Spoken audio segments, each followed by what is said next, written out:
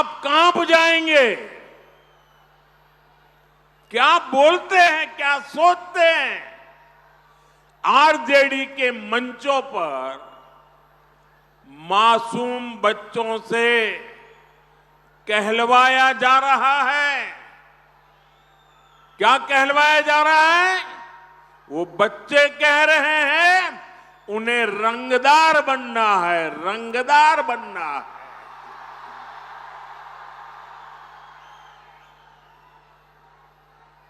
आप मुझे बताइए, बिहार का बच्चा रंगदार बनना चाहिए या डॉक्टर बनना चाहिए?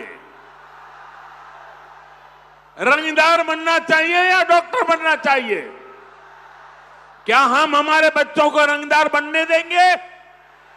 क्या रंगदार बनाने वालों को जीतने देंगे? बिहार का बच्चा रंगदार नहीं बन सकता। अब हमारा बच्चा इंजीनियर बनेगा, डॉक्टर बनेगा, एडवोकेट बनेगा, अदालत में जज बनेगा। मैं बिहार में आपको, यहां फैशन है ना, कट्टा लेकर के आ जाते हैं, फिर बोलते हैं हैंड्स अप, यही है ना।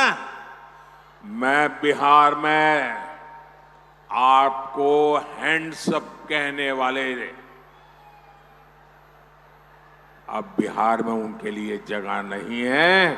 अब तो बिहार में स्टार्टअप के सपने देखने वाले चाहिए, हैंड्स अप वाले नहीं चाहिए हमें। साथियों, हम बच्चों के हाथ में किताबें, कंप्यूटर, लैपटॉप दे रहे हैं। हमारे बच्चे खेल में आगे बढ़े, इसलिए हम उन्हें बैट दे रहे हैं, हॉकी स्टिक दे रहे हैं, फुटबॉल दे रहे हैं, वॉलीबॉल दे रहे हैं। लेकिन आरजेडी के लोग बिहार के युवाओं को कट्टा और दूनाली देने की बात कर रहे हैं। ये लोग खुद के बच्चों को मंत्री बनाना चाहते हैं। बेटा हो बेटी, कोई सांसद बने, कोई एमएलए बने, कोई मंत्री बने, कोई मुख्यमंत्री बने, अपने संतानों के लिए तो वो ये सपने देखते हैं। और आप सभी के बच्चों को रंगदार बनाना चाहते हैं, रंगदार बनाने। मुझे पूरी ताकत से बताइए भाइयों, ये रंगदार बनाने वाला पाप आपको मंजूर है क्या? ये बिहार को मंजूर है क्या? क्या इन बच्चों को मंजूर होगा क्या? साथियों, जंगल राज का मतलब है कट्टा, क्रूरता, कटुता, कुसंस्कार, करप्शन। क्या कर रहे हैं लोग?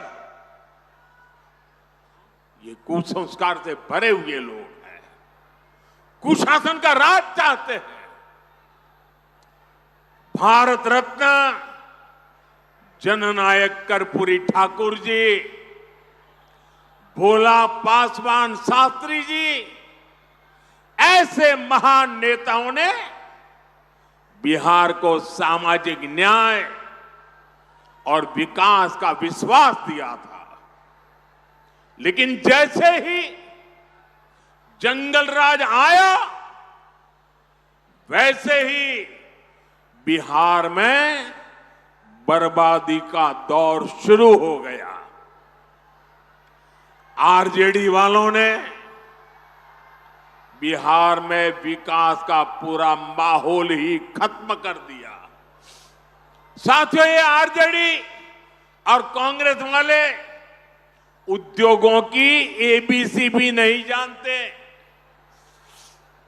ये उद्योगों में सिर्फ ताले लगाना जानते हैं। 15 वर्ष के जंगल राज में एक भी बड़ी फैक्ट्री, बड़ा कारखाना बिहार में नहीं लगा। यहीं मिथिला में जो मिलें थी, फैक्ट्रियां थी, वो भी बंद हो गई। 15 वर्ष के जंगल राज में कोई भी बड़ा अस्पताल, मेडिकल कॉलेज बिहार में नहीं बना। इसलिए जंगल राज वालों के मुंह से विकास की बातें सिर्फ और सिर्फ सफेद झूठ है। साथियों, जंगल राज के समय में बिहार के लोगों का सरकार से भरोसा ही उठ गया था।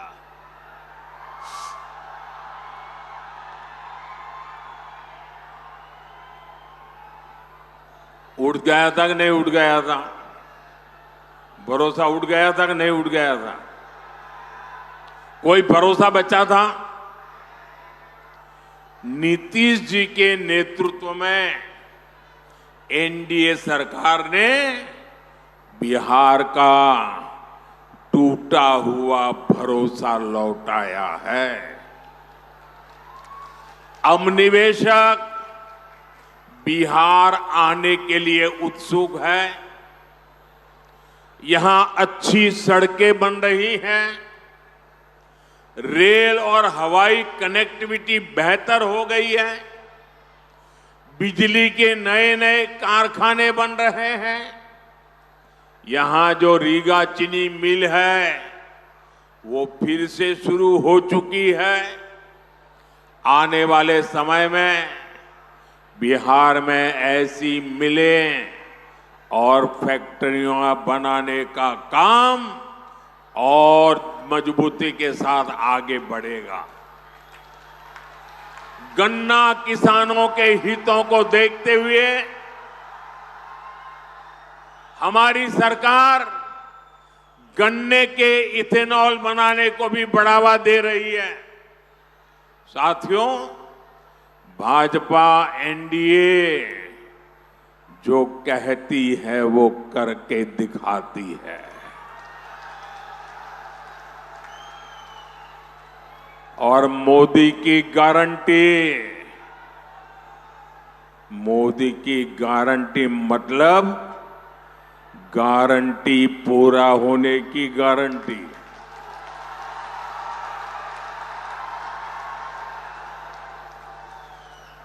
बिहार की समृद्धि का बहुत बड़ा आधार आत्मनिर्भर भारत अभियान भी है। मोदी देश को दुनिया की फैक्ट्री, बहुत बड़ा मैन्युफैक्चरिंग हब बनाने में जुटा है। ये तभी हो सकता है जब बिहार में खेती से जुड़े उद्योग लगे, बिहार में पर्यटन का विस्तार हो, यहां टेक्नोलॉजी से जुड़े उद्यम लगे, मैन्युफैक्चरिंग पर ज्यादा से ज्यादा निवेश हो।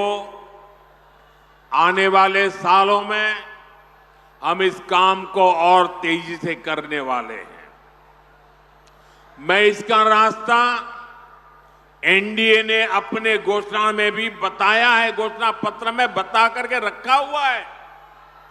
साथियों, यहां के हमारे नौजवानों में, हमारी बहनों में अद्भुत सामर्थ्य है और मोदी आपके श्रम, आपका सामर्थ्य, आपकी कला का ब्रांड एम्बेसडर है।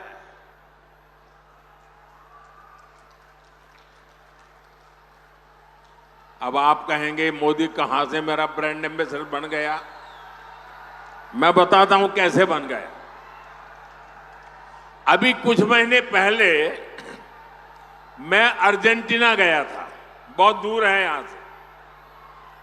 वहां के जो उपराष्ट्रपति हैं, उनको मैंने यहां की बहनों की बनाई मधुबनी पेंटिंग भेंट की थी। और वो ऐसे देखते थे, बड़ा अजूबा लग रहा था उनको।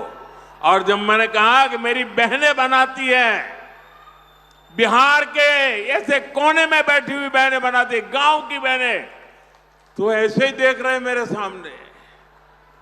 बताइए, मैं आपका एम्बेसडर बना कि नहीं बना? मैं आपका ब्रांड एम्बेसडर बना कि नहीं बना? बिहार की बात दुनिया में पहुंचाई कि नहीं पहुंचाई? आपका मधुबनी पेंटिंग पहुंचाया कि नहीं पहुंचाया?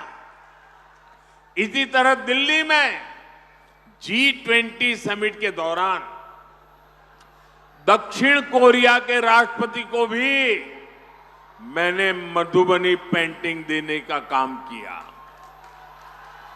साथियों, ये सब मैं इसलिए करता हूं क्योंकि मुझे बिहार पर गर्व है।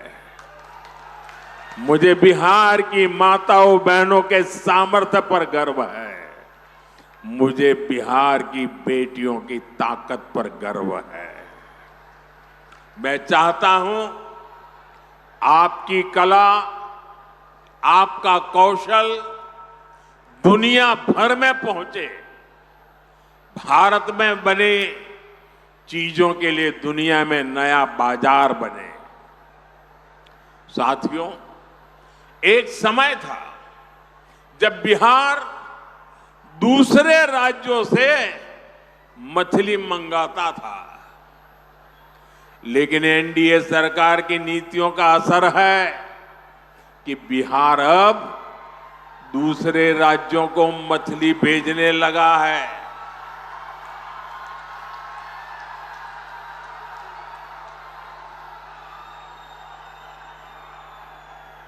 और ये हमारे मछली के क्षेत्र में काम करने वालों की ताकत देखिए। बड़े बड़े लोग भी यहां की मछली अब देखने के लिए आ रहे हैं, पानी में डुबकी लगा रहे हैं।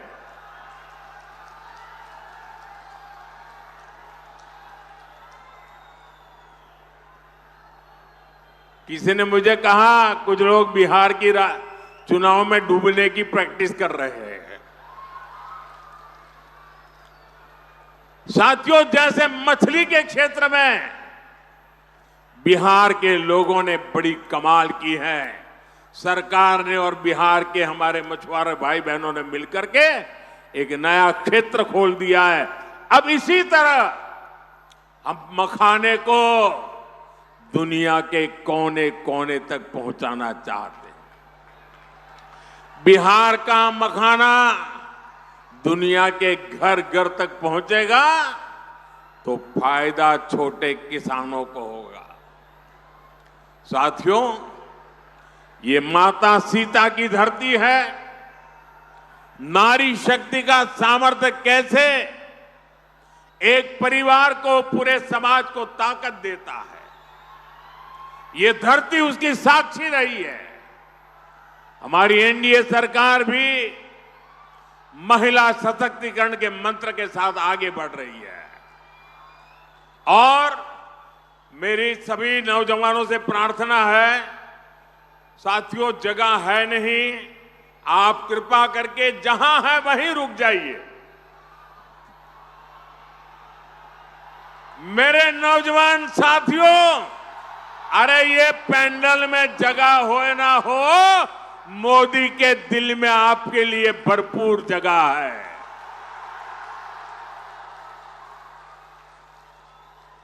साथियों, सरकार की नीतियों और निर्णयों का असर हम हर क्षेत्र में देख रहे हैं।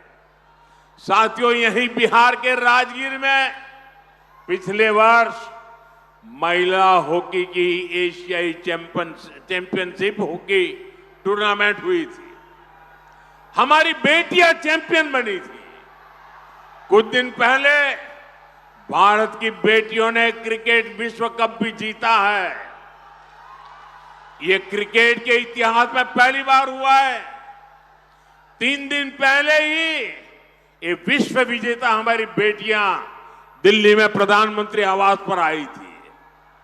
उनका आत्मविश्वास देखकर मुझे गर्व हो रहा था। गांव कस्बों से निकलकर हमारी बेटियां 140 करोड़ भारतीयों का अभिमान बनी है। साथियों, हमारी बेटियों का ये नया आत्मविश्वास इसलिए आया है क्योंकि हमारी सरकार कदम कदम पर नारी शक्ति के साथ खड़ी है। अब आप देखिए, जनधन बैंक खाते, मजाक उड़ाते थे मेरी कि महिलाओं के जेब में पैसा नहीं होता है, खाते कैसे खुलेंगे। अरे मैंने कहा 1 भी रुपया दिए बिना भी मैं खाते खोलूंगा, और मैंने खोले। और ये सिर्फ एक पासबुक देने का मामला नहीं था, ये बहनों बेटियों को आर्थिक रूप से सक्षम बनाने का माध्यम बना है। मैं आपको एक और उदाहरण देता हूं। आजकल मुख्यमंत्री महिला रोजगार योजना की बहुत चर्चा है। बिहार की 1,40,00,000 बहनों के खाते में 10-10 हजार रुपया पहुंच चुके हैं। कल्पना कीजिए, अगर बहनों के बैंक खाते ही न खुलते तो क्या ये योजना बन पाती।